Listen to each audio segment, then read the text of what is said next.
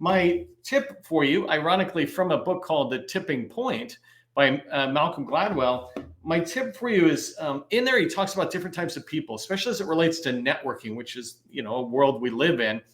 But he talks about the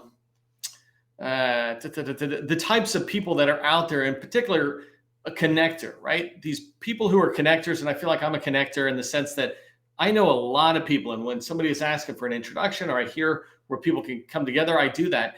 And I was thinking about this, not everybody's a connector, right? You got to be out there engaging a lot.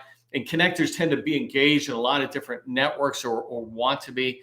But one thing I would highly encourage you to consider is being a connector for your clients to the information they're trying to reach. And so an example is, if you're in cybersecurity and zero trust is an aspect, let's just call it a keyword around cybersecurity at the moment, because not everybody's in cyber.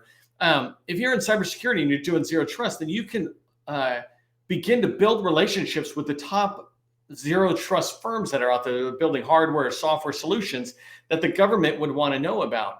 And so if your buyers are able to come to you and learn from you, or maybe get introduced to third-party vendors beyond the government contracting typical world, they'd appreciate that. You're connecting them. So that's my tip for you today is don't operate in a vacuum. If you've got subject matter expertise, whether it's elevators or zero trust architecture and cybersecurity, et cetera, get to know the people your customers would want to get to know, right? You're more of delivering the services type side, even if you're delivering the products, but they want to know those firms that are on the outside. That'll be a good tip for you.